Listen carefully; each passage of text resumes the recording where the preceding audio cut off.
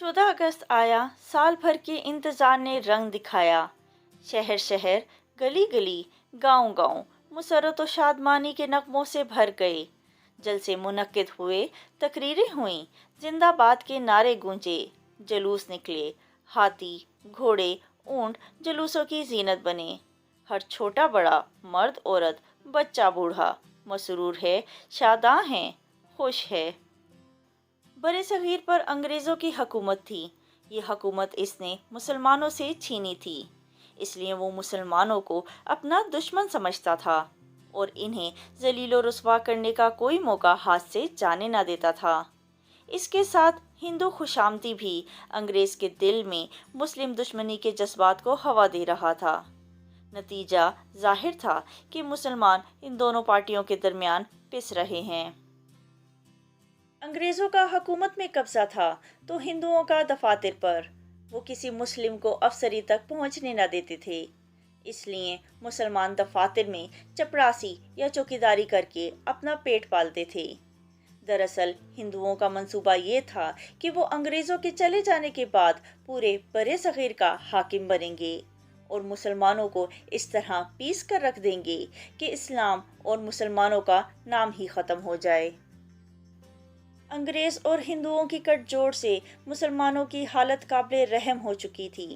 मुसलमान अकाबिर भी इन हालात मज़कूरा से गाफिल न थे।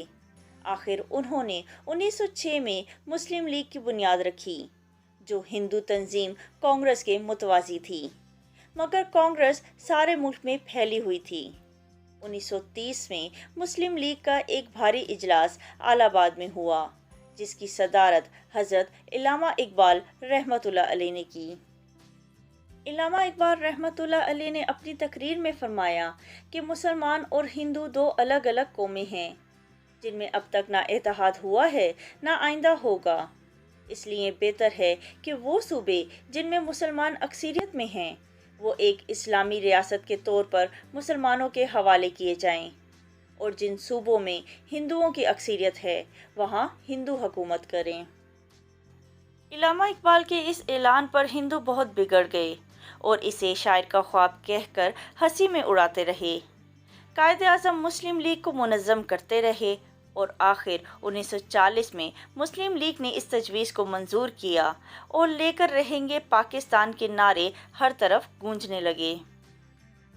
हिंदुओं ने अपने अक्सरियत के इलाकों में मुसलमानों का कत्लेआम शुरू कर दिया, मगर इससे मुसलमानों का जोश और बढ़ा और वो दुश्मनों के सामने डट कर खड़े हो गए। अब अंग्रेज़ और हिंदुओं ने मजबूर होकर पाकिस्तान का क़याम मंजूर किया। इस रोज़ जब पाकिस्तान के क़याम का ऐलान हुआ, 14 अगस्त का मुबारक दिन था।